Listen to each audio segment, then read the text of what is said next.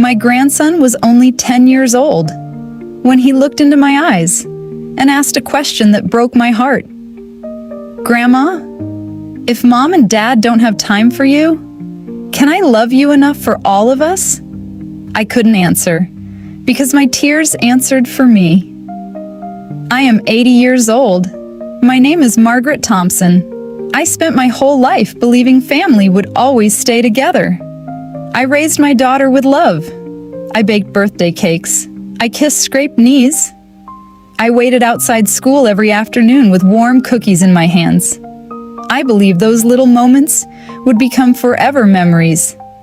But life has a strange way of changing people. My daughter became busy. Her husband became busier. Phone calls became shorter. Visits became fewer. The dining table that once held 6 laughing people slowly became a table for 1. The hardest part wasn't being alone. The hardest part was pretending I wasn't hurt. Every Sunday, I still cooked enough food for the whole family. Roast chicken, mashed potatoes, fresh apple pie. Then I packed most of it into small containers and placed them in my refrigerator because nobody came. Week after week, month after month, I waited until one rainy afternoon, a tiny knock on my front door changed everything. Standing there, soaking wet with his little backpack, was my grandson, Ethan. He smiled, held up a crumpled $20 bill, and whispered, "Grandma, can you teach me how to cook before I forget what home feels like?" At that moment, I realized this wasn't just going to change his life. It was about to save mine too. The next morning, at exactly 8 o'clock, Ethan came back. He wasn't carrying toys. He wasn't carrying a phone. He was carrying a small notebook. "Grandma," he said with a shy smile, "I want to write down every recipe you know." I laughed softly. "You really think an old lady like me remembers that many recipes?" He smiled. "You don't just remember recipes. You remember our family." Those words touched a place in my heart that had been empty for years. I invited him inside. The house smelled of fresh cinnamon bread, just like it had every Saturday when my daughter was little. The walls were covered with family photos. Some were nearly 50 years old. There was one picture of my daughter sitting on the kitchen counter, covered in flour, laughing while we baked cookies together. Next to it, a picture of Ethan as a baby, sleeping peacefully in my arms. I looked at those memories and wondered where time had gone.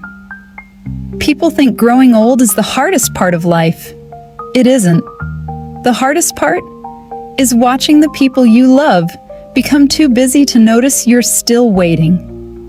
Ethan noticed. He asked questions nobody else asked. "Grandma, what's your favorite song? What was Grandpa like? Were you scared when Mom was born? What made you smile when you were my age?" Every answer became another story. Every story became another memory. Every memory made us a little closer. For the first time in years, someone wasn't looking at my age. He was looking at me. As the bread finished baking, the sweet smell filled the little kitchen. Ethan closed his notebook, looked at me, and quietly said, "I think this is the happiest place in the whole world." I smiled, but deep inside, I knew something he didn't. His parents still had no idea where he was spending every Saturday, and sooner or later, they were going to find out. The following Saturday, I was teaching Ethan how to make my famous apple pie. His little hands were covered in flour. He accidentally dropped a piece of dough on the floor, then looked at me with wide eyes. "I'm sorry, Grandma." I smiled. "Sweetheart, a kitchen without a little mess is a kitchen without love." He laughed. For a moment, the house felt alive again. Then, the front door burst open. My daughter, Emily, stormed inside. Her face was filled with anger. "Ethan, what are you doing here?" The room fell silent. My grandson slowly stepped in front of me, as if he wanted to protect me. "I came to see Grandma." Emily crossed her arms. "You should have called us first." Before I could answer, Ethan looked directly at his mother. "Why?" "You never come." Those 4 words hit the room like thunder. Emily froze. She had no answer. Ethan continued, "I waited every Sunday for you to visit Grandma. You always said, maybe next week. But next week never came." Tears filled my daughter's eyes. She turned toward me. "Mom, I've just been so busy." I gently reached for her hand. "I know, but love isn't measured by how busy we are. It's measured by the time we choose to give." No one spoke. The warm apple pie was still sitting on the table. The smell of cinnamon filled the room, but nobody reached for a slice. Finally, Ethan quietly picked up the old family photo album from the shelf. He opened the first page. There was a picture of Emily, only 8 years old, standing beside me in this very kitchen, covered in flour, smiling from ear to ear. "Mom," Ethan whispered, "didn't Grandma do all of this for you too?" Emily stared at the photograph. A single tear rolled down her cheek. For the first time in years, she wasn't looking at an 80-year-old woman. She was looking at her mother. But neither of us knew the biggest test of our family was still waiting just around the corner. The days after that conversation felt different. Not because everything had changed, but because something had finally begun. Every Saturday, without fail, Ethan arrived at exactly 8 o'clock, sometimes carrying fresh apples, sometimes carrying a bag of flour, sometimes carrying nothing at all, except the biggest smile I had seen in years. One morning, as we pulled warm cinnamon rolls from the oven, he looked at me and asked, "Grandma, how come your food makes people smile?" I looked out the kitchen window, where the morning sunlight danced across my little garden. Then I answered, "Because every recipe has a story. When people taste kindness, they remember the people who loved them." He quietly wrote those words in his notebook. A few weeks later, Ethan surprised me with something I never expected. He placed his mother's old phone on the kitchen table. "Grandma, I made us a YouTube channel." I laughed. "A YouTube channel? For an 80-year-old woman?" He nodded proudly. "People don't just need recipes. They need you." I didn't believe him. Who would watch an old grandmother mixing cookie dough? Who would care about stories from another generation? But Ethan never stopped believing. That afternoon, he carefully balanced the phone on a stack of cookbooks. He pressed record. I stood there, feeling nervous. My hands trembled. I forgot my first sentence. We both laughed. Then I simply became myself. I baked. I smiled. I shared stories about Grandpa, about raising my daughter, about how every family recipe carried a little piece of love. When we finished, Ethan clapped his hands. "Grandma, that was perfect." I smiled. "It was probably terrible." He shook his head. "No, it felt like home." That evening, our first video went online. Only 12 people watched. Most people would have called it a failure. But Ethan hugged me, like we had just won the lottery. "Don't worry, Grandma. Every big family starts with one person." I smiled through happy tears. For the first time in a very long time, I wasn't counting the people who had forgotten me. I was counting the one person who never did. A month passed, then another. Every Saturday, our little kitchen came alive. fresh bread, warm apple pies, chicken noodle soup, chocolate chip cookies, and somewhere between the smell of cinnamon and the sound of Ethan's laughter, my lonely house became a home again. Our videos slowly began reaching more people. 20 views became 200. 200 became 2,000. Then one morning, Ethan ran into my kitchen so fast, he almost dropped the bowl of pancake batter. "Grandma, you have to see this." He placed the phone in front of me. I adjusted my glasses and nearly dropped my teacup. 1 million people had watched one of our videos. There were thousands of comments. "I wish you were my grandma." This video made me call my grandmother today. "I cried while watching you bake. You remind me of home." I couldn't stop reading. For years, I thought I had been forgotten. But somehow, my little kitchen had reached hearts across the entire country. A few weeks later, something even more unbelievable happened. A local television station called. They wanted to interview us, not because we were famous, but because people said, "Our videos made families eat dinner together again."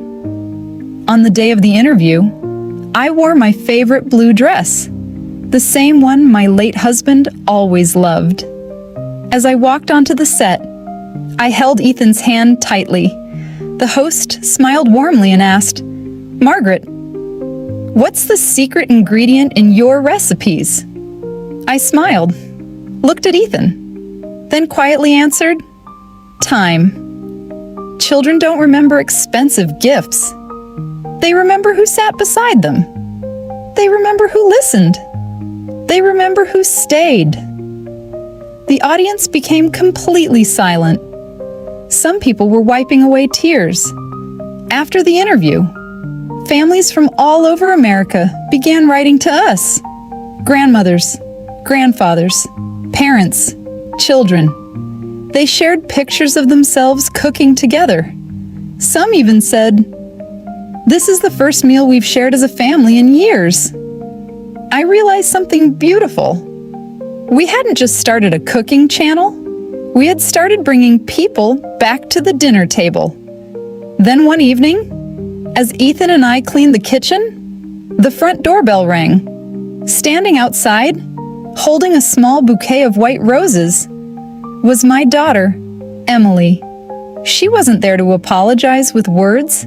She was there with something much more powerful, a homemade apple pie, made from the recipe we had taught Ethan together. Emily stood quietly at the front door, holding the warm apple pie with both hands.